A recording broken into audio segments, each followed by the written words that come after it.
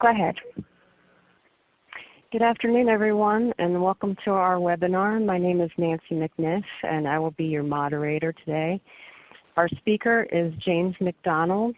James is the Chief of the Structure, Technology, and Productivity Branch at the Economic Research Service, U.S. Department of Agriculture. Among other areas of research, his branch analyzes the application of new and existing production practices, management systems, and technologies on farms. His branch is also responsible for the annual Agricultural Research Management Survey, or ARMS, which is USDA's primary source of data on farm and farm household finances and field-level production practices. I think we're ready to start, so James, you can begin the presentation now.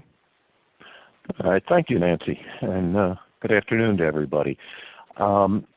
This research is based on an ERS report released in late April of this year. The lead authors of that report were Michael Livingston and George Fernandez Cornejo. I supervised the research for the report as well as the production of the report. Let me start with a little bit of background on glyphosate. It's commonly known by the trade name Roundup, although there are many generic versions of glyphosate around as well. It is a popular broad-spectrum herbicide. There are several reasons why it's become so popular. First, it's quite effective at controlling many different types of weeds. Secondly, it breaks down quickly in soils, more quickly than other herbicides. That provides some environmental benefits and also provides flexibility in weed management for farmers. Third, some crop varieties, the most well-known would be varieties of soybeans, corn, and cotton, but it also includes more recently alfalfa and sugar beets, have been genetically engineered to be tolerant of glyphosate, allowing for what's called post-emergent spraying. That is, you can spray the herbicide after the crop emerges from the ground and kill the weeds, but not the crop. This combined practice of herbicide tolerance and use of glyphosate also allows for less tillage as a weed management practice. Less tillage saves farmers money directly. It also reduces soil erosion and can improve soil and water quality. Finally, since glyphosate went off patent in 2000, its price has fallen, making it relatively inexpensive as well as effective. Now, I've just tied the spread of herbicide-tolerant seeds to growth of glyphosate use, and I want to focus in on that a little more in this chart. It's a bit complicated, so let's take some time with it. On the left axis of the chart, we're charting the spread of herbicide-tolerant seeds in corn and in soybeans, measured as the proportion of planted acres planted to herbicide-tolerant seeds. The right side axis is going to measure changes in the quantity of glyphosate used as well as the quantity of all other herbicides. So let's start with seeds. Notice, we start in 1996, the first year of commercial introduction of herbicide-tolerant seeds. The red line represents soybeans and the percent of soybean acres that were planted with herbicide-tolerant seeds. You can see that that increased very rapidly after initial commercial introduction in 1996. By 2007, more than 90% of soybean acres were planted with herbicide-tolerant seeds, and the proportion has plateaued in the low 90% since then. It's continued in that range. The blue line represents corn planted acres with herbicide-tolerant seeds. You can see that took off much more slowly. And in fact, in 2002, still at just about 10% of corn acres, but then began to rise rapidly after that time. And by 2013, about 85% of corn acres were being planted with herbicide-tolerant seeds. As those seeds grew, you can see that use of glyphosate also grew rapidly. Glyphosate is the green dashed line. read off the right-hand axis. In 1996, we were using about 10 million pounds of glyphosate annually. By 2013, it's about 200 million pounds, and you can see it growing steadily throughout that period. So that introduction of herbicide-tolerant seeds led to a sharp increase in the use of glyphosate. The dotted line is the volume of all other herbicides used in corn and soybean production. You can see that declining through time as essentially glyphosate replaced other herbicides. You can see it declining until about 2006 when it stabilizes. You can visualize adding those two lines together, glyphosate and all other herbicides, and realize the total herbicide use between 1996 and 2006 changed very little. After that time, you can see that the use of all other herbicides has stabilized and even grown slightly in 2012, 2013, while glyphosate use continued to rise.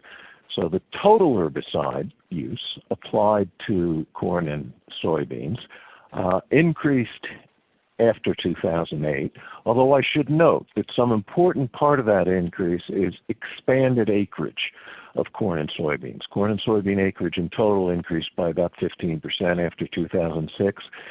The application rate of herbicides per acre remained constant in corn, but has increased in recent years for soybeans. Okay, let's talk a little bit about resistance. Because of its benefits, glyphosate use, as you could see in the previous chart, became very widely used in U.S. agriculture. Widespread use has led to weed resistance to the herbicide. That is, some weeds survive spraying, that they're an innate trait for being resistant to glyphosate. Those weeds can propagate, lead to more weeds over time, and we get a growing problem of glyphosate resistance. As long as we're looking at this picture, let's also visualize a little bit an issue that's going to come up later in the presentation, that is the dispersal of weed seeds. We can see this picture, a nice clean field, the crop's coming up, it's been sprayed, you mostly see dirt except for that very large weed right in front. That's a weed that is resistant to glyphosate. Now, the seeds from that weed may be dispersed by the wind into neighboring fields, may be picked up by birds or animals and dispersed into neighboring fields, where we'll then have a glyphosate resistance problem in those other fields. I want you to keep that in mind because we're also going to talk about some spatial dimensions of this later in the presentation. All right, this particular research project had three major goals. First, we wanted to estimate the extent of weed resistance to glyphosate and the impact of that resistance on the farmers' costs and returns. Secondly, we want to identify the major drivers of growth in weed resistance to glyphosate. And third, we want to try to evaluate the economic impacts of some different strategies for trying to manage resistance. I'm going to consider those each in turn as we go through the presentation. A key resource in doing this is USDA's Agricultural Resource Management Survey. That is a large annual survey of U.S. farms that is the primary source of financial information on U.S. agriculture for USDA. An important component of that survey is what's known as ARMS Phase 2. That is, in each year under Phase 2, we approach we select up to two target crops, and we form a sample of producers of that target crop. We approach the farmers, and if they agree to participate, we select a field at random, and we ask them a long, long list of questions of everything that goes on in that field. I should add that we had enthusiastic response from farmers to this survey. Our response rates range from 70 to 80%, quite high for a voluntary survey that is fairly long and involved. Now, I had mentioned that we go up to 2 commodities a year. That means we repeat a commodity every few years. So for corn, we've run ARM surveys in 2000, 2005, and 2010, and we will be back to ask farmers about the 2016 growing year. For soybeans, we had surveys in 2002, 2006, 2012, and we'll come back in 2018. We also cover several other major field crops, such as wheat, cotton, rice, peanuts, barley, and oats. And I should add, in following the path to glyphosate resistance, we added questions for corn in the 2010 survey and for soybeans in the 2012. So our empirical analysis comes, much of it comes from what we've learned in those surveys. I should add that we focus on corn and soybeans because they're the 2 largest field crops and they are major users of glyphosate. Now, we've also taken that ARMS data and we've used it in some models of farmer decisions. We've combined a biological model of weed growth and glyphosate resistance with an economic model of the costs and returns to weed management in what we call a bioeconomic model.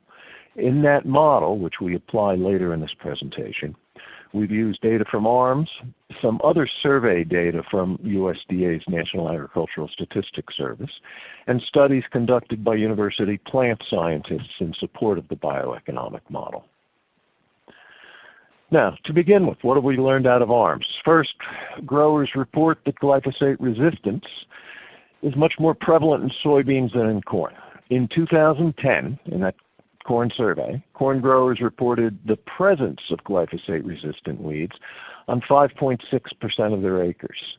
2 years later, when we surveyed soybean growers reported declines in glyphosate's effectiveness on 40% of their acres. Now, we were learning more about how to ask these questions, and so they're asked in slightly different ways in 2010 and 2012. We think we got better in 2012.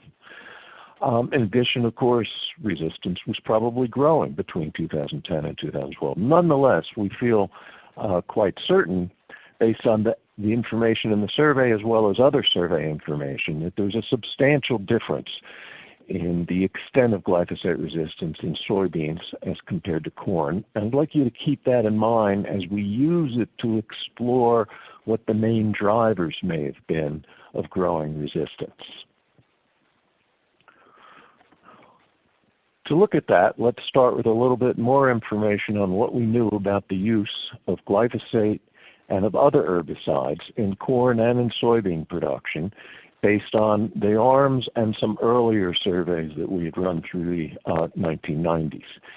This chart shows, separately for corn and for soybeans, quantities of use of glyphosate, which is the blue bar, and all other herbicides, which is the red bar. And we're reporting it in millions of pounds of active ingredient. Notice, for corn, until about 2000, it's almost all red. There's a little bit of glyphosate growing there at the bottom in 1999, 2000, and you can see the blue bar grow a bit and continue growing and grow really fairly rapidly from 2005 until 2010. Nonetheless, most herbicides used on corn were not glyphosate. There are other herbicides, and typically glyphosate would be used in combination with other herbicides in corn. If you compare it to the soybean chart, you see quite a different pattern. We're starting in 1996 with a moderate amount of glyphosate. Use expanded quite rapidly so that by 2006, glyphosate accounted for a very high proportion of all herbicide use in soybeans. You can see in 2012, as resistance started to grow, farmers shifted to some other herbicides, but glyphosate is still by far the dominant herbicide used in soybeans. Here's a related look. This takes a look at how herbicides were combined or not combined on corn and soybean acres. Here we're looking at different types of herbicide application strategies, 4 different types, and we're looking at millions of acres to which they were applied. The 4 different alternatives here are, first, the blue, the lowest bar, where a farmer reports applying only glyphosate to his acres. The red bar is glyphosate and other herbicides are being applied. The green bar is no glyphosate, only other herbicides, and the very thin purple bar at the top of these bars is no herbicides used at all. You notice for corn that there is a growing fraction of acres for which farmers are using only glyphosate, but it's still a small fraction of acres. Typically, farmers by 2010 were applying a lot of glyphosate, but they're applying other herbicides as well. They're mixing different modes of action of weed control on their farms. Compare that to soybeans again. Notice the rapid growth of that blue bar, so that by 2002 and certainly by 2006, most soybean acres were being treated with glyphosate only. And of those that were not being treated with glyphosate only, they were being treated with glyphosate plus another herbicide. So glyphosate was covering a higher share of soybean acres, and it was being used more exclusively on soybean acres. Finally, one last bit of information that we glean directly from our ARM survey data is to look at the cost and return effects of declines in glyphosate effectiveness. Recall that we asked soybean farmers in 2012 whether they had observed a decline in the effectiveness of glyphosate on their acres. Right now in this breakdown, we're comparing those that said yes, there was a decline, to those that said no, I haven't observed any decline. In the report, you'll see this is a somewhat more complicated analysis than the simple response I'm giving you here, but this is enough to give you the flavor of what we were doing. And we can see that this has several different types of impacts. First, those that had an observed decline in glyphosate effectiveness had slightly lower yields.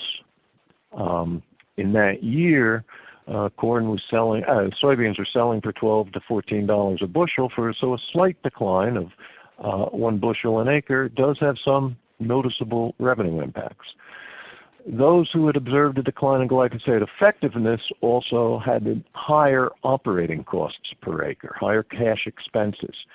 Now we've left out of this table non-cash expenses like labor and capital usage.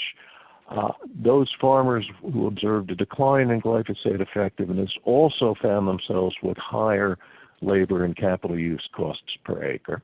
They all add up to that bottom line, which is a fairly substantial difference in net returns. Net returns are gross revenues minus all costs. And what we estimate there is a difference of, if you look at it, about $22.50 per acre in net returns between those who had a decline in glyphosate effectiveness and those who did not. This works out to a fairly substantial, I would say, economic impact of resistance on farm financial outcomes. All right.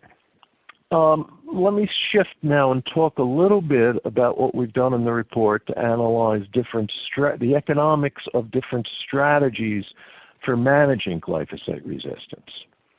To summarize some of what we've done so far, reliance on large amounts of a single herbicide, in this case glyphosate, is believed to be the most important factor that underlies growing resistance of weeds.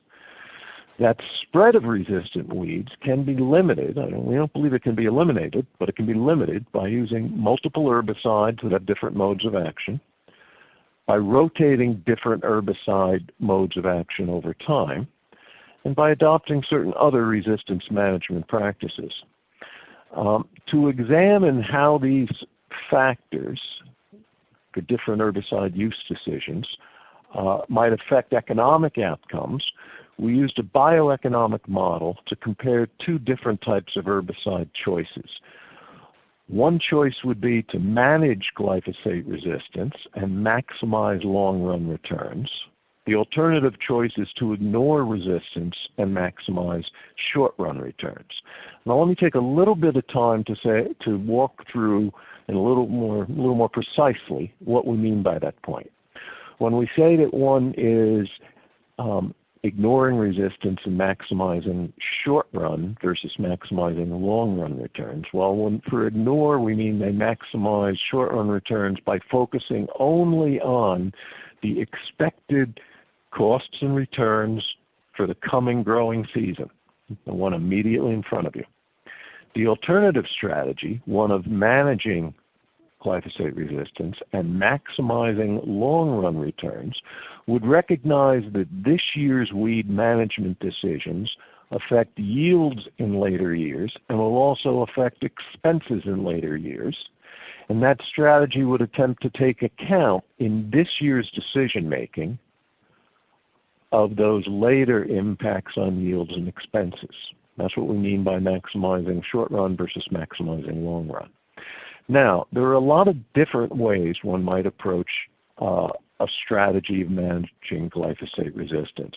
In this model, we take one very specific approach. What we call managing glyphosate resistance would differ from ignoring resistance in three important ways. First, managing resistance would use less glyphosate. In particular, would apply it in fewer years. Second, it doesn't apply glyphosate during consecutive growing seasons in particular. Third, it typically combines glyphosate with other herbicides. Now, when we did a model to analyze the impact of managing resistance versus the impact of ignoring resistance, we came up with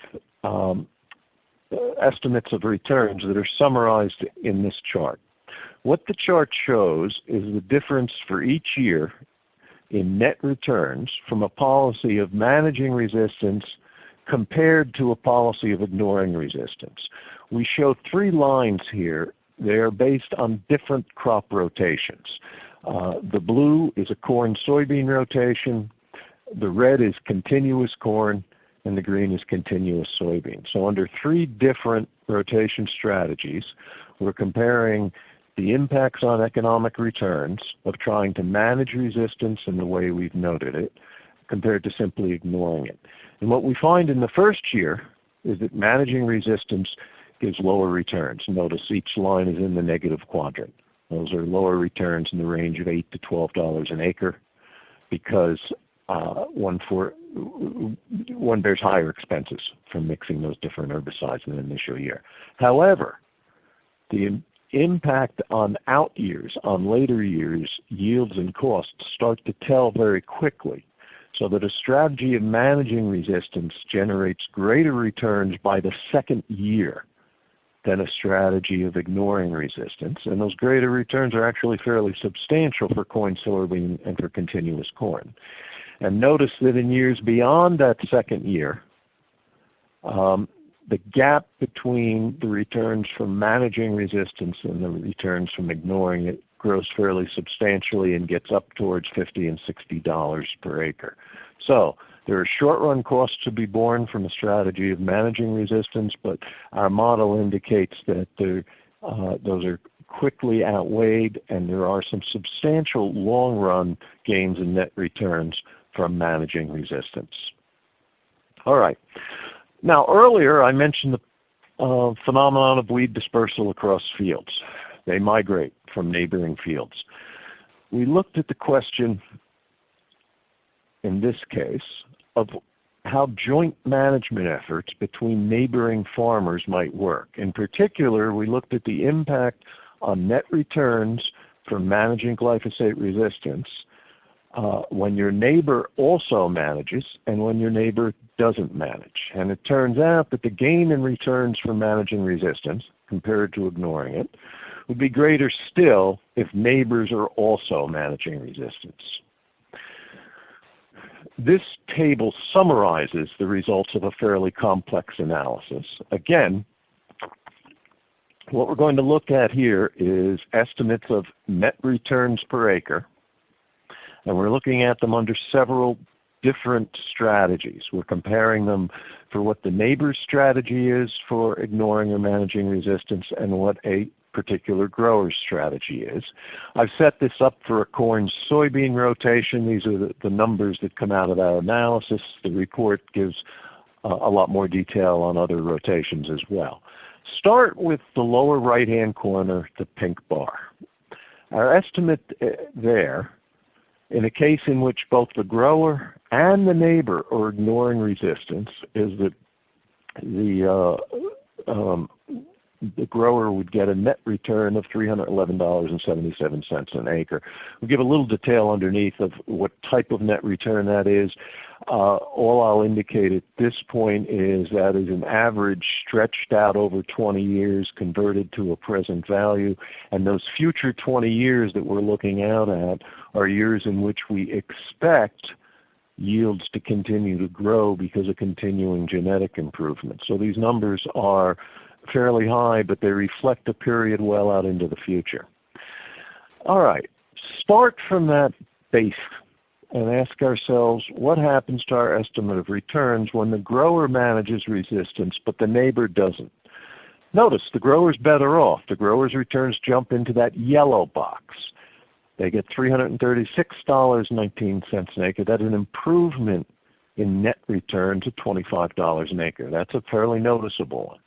However, when both the grower and the neighbor are taking strategies to manage resistance, the grower's net returns jump substantially to $378.36 an acre, an increase of more than $40 over the case in which only the grower is managing resistance, and an increase of almost $67 an acre compared to when neither one is ignoring resistance.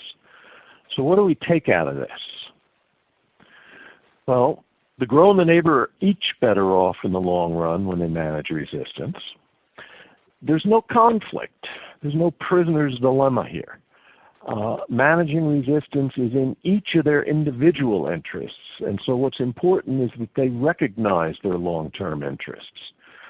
I should add this finding holds for each rotation pattern, and cooperation raises the returns for each. All right. Let me move to a summary of what we have in this report. First, I'll summarize the main findings on the evidence, what we've learned about resistance. The most important factor for the evolution of weed resistance in this analysis is relying on glyphosate alone for weed management. In support of that, we have this big difference between soybeans and corn. We think glyphosate-resistant weeds are more prevalent in soybeans than in corn because first, more glyphosate supplied to soybeans. Second, glyphosate was used on more soybean acres. Third, glyphosate was used more exclusively on soybeans. And finally, tillage, a mechanical method for controlling weeds without promoting herbicide resistance, was used on a greater proportion of corn than soybean acres. The flip side of that is that more conservation and no-till was used on soybeans. Finally, on this summary, resistance to glyphosate is associated with reduced yields, with increased costs, and with lower net returns. To summarize our main findings on managing resistance, we find that managing resistance with a long-run perspective can slow the evolution of resistance and increase net returns for farmers. Our model emphasized one specific approach to that, but there were others as well.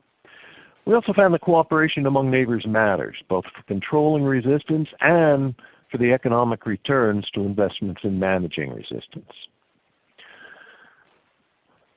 These findings suggest that a program of education to promote the use of resistance management practices could increase returns to corn and soybean production. That education should stress the economic costs of glyphosate resistance, the economic benefits of managing resistance, and the potential benefits for cooperation among neighboring crop producers. Finally, at ERS, our next steps in this type of project are going to be that we have phase 2 surveys going into the field for cotton this year in 2015. We'll be back analyzing corn in 2016, wheat in 2017. We will likely be back with our next phase 2 soybean survey in 2018. We'll use data from that survey to support further research on glyphosate resistance and on the economics of managing it. I should add that we're also undertaking research with ARMS Phase 2 data on growth of resistance among insects to BT crop varieties. That completes what I have to say. Do we have any questions?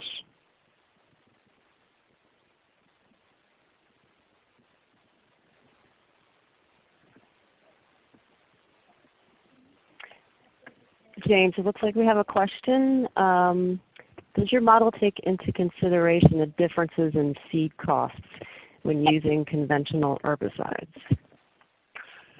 it does. I would, for the specifics of it, I'd have to say to take a look at our modeling in the report. I think that is a tricky issue for the future. That was based, our modeling there is based on 2012 data.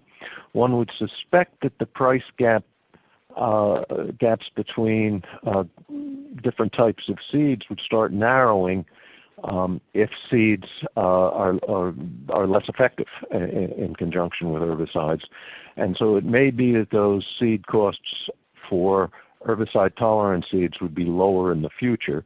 We did not explore that type of sensitivity analysis. We have another question. Why do you think that glyphosate was used more on soybean acres and more exclusively than corn? Was that covered in your report? We mentioned it in the report. It turns out in corn that there are other herbicides that are not poor substitutes for glyphosate that can be used. Glyphosate is a far more effective herbicide than the potential alternatives in soybeans. And so in a sense, there are better technological substitutes in corn. One thing I'd think about for following up on that as well is that earlier chart that showed the spread of herbicide-tolerant seeds in corn. And that spread really didn't take off until the price of glyphosate fell. So there's an important point to be made that some of that was a pure sort of economic substitution based on price differences. But the short answer is there's just far more near substitutes for glyphosate in corn production.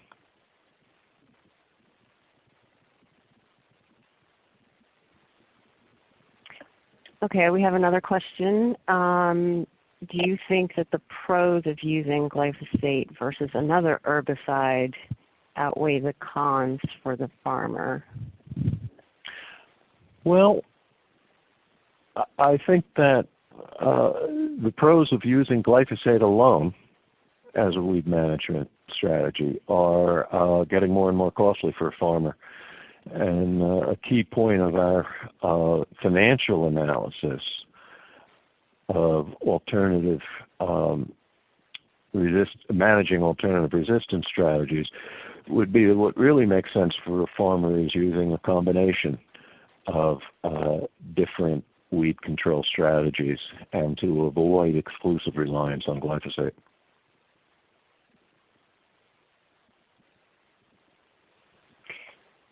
We have another question. What are the different ways you can manage resistance? Well, what we focused on in today's presentation and in the report was alternative mixes of herbicides. Another way to manage it might be alternative combinations of mechanical tillage, both for weed control and to manage the growth of resistance to glyphosate. And different types of crop rotations can also serve to limit the growth of both weed resistance and certain types of weeds. We focused, in this case, to keep it simple, on different chemical combinations. But there are a variety of mechanical and rotation choices that can also work. Okay, we have a question from Kathy. For corn at least, most GE seed is stacked with insect resistance. Is there a similar concern with insect-resistant insecti? Do you account for the stacked nature of the corn seed? Well, in our data, we know whether the seed used was stacked, and we also know whether it was only insect-resistant seed as opposed to being only herbicide-tolerant. We have some work going on now. I think it's fair to say that there is concern about the growth of insect resistance. I think that it does not appear to be as widespread at the present time as the growth of resistance to glyphosate. And we have research. I expect we'll be publishing material in the not too distant future, and we'll be continuing doing some work on it. But yes, it's also an area of concern. I should add that almost just about, well, any weed management strategy generates resistance, and managing resistance is a key element. And instead of just saying weed management, I should say it in general, in pest management. We have another question. Were new trait platforms included in the model, such as dicamba resistant or HPPD resistant soybeans? I don't believe they were, and I would say a reason for it, based on the data we have, is we didn't have much in the way of multi-platform traits available at that time in 2012 for soybeans, or in 2010 for corn. That's certainly something that we need to pay attention to moving forward as genetically engineered seeds become more complex and more stacked. Okay, we have another question. Have you or anyone else considered the frequency and impact of herbicide-resistant weeds entering the United States through imported seed and grain? We haven't, at least in our team. I would say that that's a broader question for the regulatory agency, Animal and Plant Health Inspection Service. We can follow up a bit more on it, but that's not something that we considered in the report.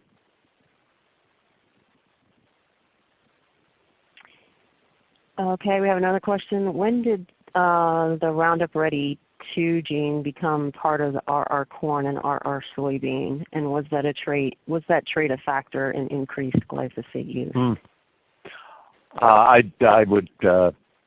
You've got me there. I'd have to go back and look that up. I don't have the specifics available on it. I'd have to think a little bit about it.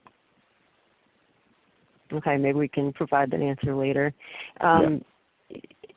Did the model take into account regional differences? Yes, I did not report that in the presentation, but the report has some work on that. And in particular, I mean, it's a good question. The extent of reported declines in the effectiveness of glyphosate varied regionally, and in a way you might expect. It was a more serious problem in more southern production areas and a less serious problem in more northern production areas where you might be able to rely on freezes to do some killing for you. But the report itself does have material on regional differences, and there are some.